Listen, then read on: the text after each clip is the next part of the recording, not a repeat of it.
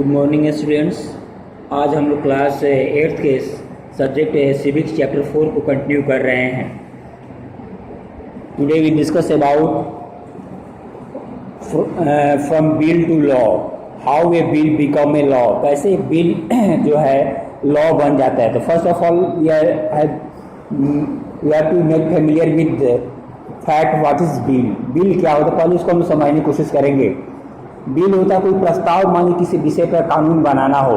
ये प्रस्ताव है कि नहीं, कोई सामाजिक समस्या है, कोई राजनीतिक समस्या है, उसका समाधान करने के लिए एक प्रस्ताव आया कि नहीं इस पर कानून बनना चाहिए। जिसे आज करंट में आप लोग देख सकते हैं कोरोना महामारी फैली हुई है, तो मान लीजिए कि भी इलाज इसका कब तक होगा नहीं होगा या दवा आ जाती है, उसी दिन सरकार क्या करेगी, मान लीजिए नियम बना देती है, संसद प्रस्ताव आता है कि नहीं इस पर नियम बना दिया जाए कि जो भी व्यक्ति बीमार पड़ेगा उसके कोरोना बीमारी से उसका सारा खर्च जो है सरकार अपनी तरफ से उठाएगी। यानी उस व्यक्ति की इलाज फ्री ऑफ कॉस्ट अस्पतालों में जो भी व्यक्ति बीमार पड़ेगा, ये एक प्रस्ताव हो गया, बिल हो गया।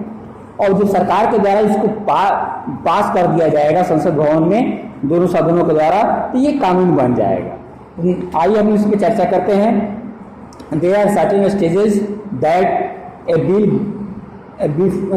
before becoming a law have to pass through different stages। जब कोई भी बिल होता है लॉ बनने के पहले विभिन्न स्टेज से गुजरता है। तो फर्स्ट इसका स्टेज होता है जो भी व्यक्ति इसको संसद भवन में संसद भवन में पेश करता है तो उसके बारे में बताता है what is the purpose of the bill and what is its importance. इस बिल का क्या लाने का उद्देश्य क्या है और उसका महत्व क्या है, तो सारे लोग इसके बारे में जान जाते हैं। तो सेकेंड स्टेज शुरू होता है। During the second stage discussion is going on that bill. Second stage में क्या होता है, उसके बारे में बिल में पूरी तरह से लोगों को बताया जाता है, चर्चा होती है।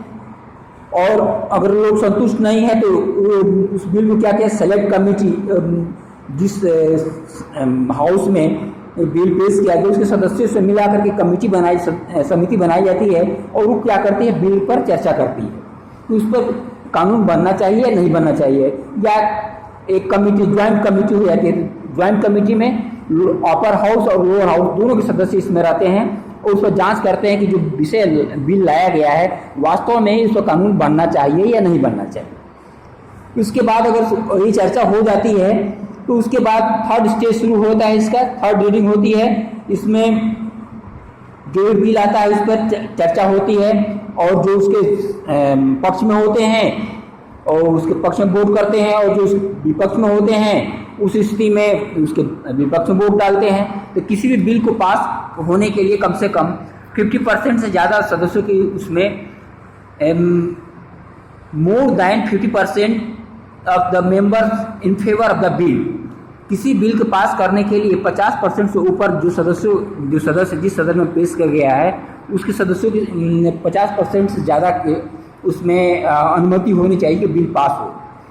उस स्थिति में बिल को जब पास हो जाता है, अगर मान लीजिए कि बिल पास नहीं होता है अगर बिल पास हो गया तो एक सदन से दूसरे हाउस में भेज दिया जाता है। अगर दूसरे हाउस के सदस्य इस पर पास नहीं करते हैं तो उस स्थिति में क्या होता है, ज्वाइंट सिटिंग बुलाई जाती है, दोनों सदनों की संयुक्त बैठक बुलाई जाती है। A situation of deadline if a bill is return by the other house on some suggestion. मान लीजिए कि कोई सुझाव दे करके दूसरा सदन क्या करता है, दूसरा हाउस भेज देता है कि नहीं इसमें और कुछ बदलाव किया जाए, कुछ उसमें और जोड़ा जाना चाहिए, ये चीज़ें जोड़ करके उस पर पास किया जाना चाहिए। उस स्थिति में जब नई बिल पास होता है तो प्रेसिडेंट क्या करते हैं, ज्वाइंट दोनों हाउस की बैठक बुलाते हैं, दोनों अपर हाउस लोअर हाउस के सदस्य एक साथ बैठते हैं और उसमें क्या होता है, बिल पेश किया जाता है। और जब बिल पास हो जाता है दोनों हाउस के द्वारा, जो भी उसके पक्ष में होते हैं उसमें पक्ष में वोट डालते हैं बिल के, और जो विपक्ष में होते हैं उसके विरोध में वोट डालते हैं।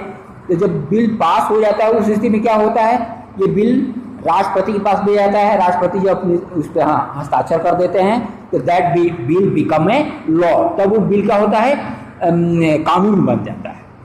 Now we discuss about the money bill. there are two types of bill. The first one is money bill and the second one is non-money bill. We can say general bill हो जाता है। एक सामान्य bill होता है और एक money bill होता है। तो मनी बिल के साथ ये प्रोसीजर ये है कि इसमें money bill will not put up in the upper house. It is only put out in the lower house. Money bill को अपर हाउस, जिसको राज्यसभा या सदन कह सकते हैं आप, उसमें नहीं पेश किया जा सकता है। और उसको पेश करने की पहले ये प्रक्रिया होती है कि उसमें money bill will put on the upper lower house on the consent of the president. President के अनुमति पर ही मनी बिल को पेश किया जाता है। तो लोअर हाउस में पेश किया जाता है और उसके बाद लोअर हाउस अगर ये बिल पास हो जाता है तो अपर हाउस में भेजा जाता है। अपर हाउस अगर मान लीजिए कोई सुझाव देती है और उसमें बदलाव चाहती है या रोक लगाती है तो कम से कम उसमें है कि 14 दिन के अंदर उस मनी बिल को अपर हाउस भेज दे। अगर नहीं भेजते उस स्थिति में भी बिल को पास समझा जाता है। तो इसमें जो अगर कोई सुधार करने के लिए लोअर हाउस अपर हाउस अनुमति कहता है कि नहीं इसमें कुछ सुधार किया जाना चाहिए, अगर अपर हाउस के बात को लोअर हाउस नहीं मानता उस स्थिति में भी बिल को 14 दिन के अंदर पास मान लिया जाता है। उसके बाद बिल को प्रेसिडेंट की अनुमति के लिए भेज दिया जाता है। प्रेसिडेंट भी इसमें रोक नहीं लगा सकते, प्रेसिडेंट को सिग्नेचर करना जरूरी है। जैसे जनरल बिल में क्या होता है, प्रेसिडेंट एक बार भेजा जाता है और उनको लगता है कि नहीं इस बिल में सुधार होना चाहिए, कुछ बदलाव होना चाहिए, उस स्थिति में ये दोबारा उसको भेज सकते हैं। लेकिन दोबारा अगर संसद बिना किसी बदलाव को भेज देती है उस स्थिति में उनको वहाँ पर हस्ताक्षर करना, सिग्नेचर करना जरूरी है। लेकिन मनी बिल में ये बात देना उस पर सिग्नेचर करने के लिए, तब ये लॉ बन जाता है। Thank you.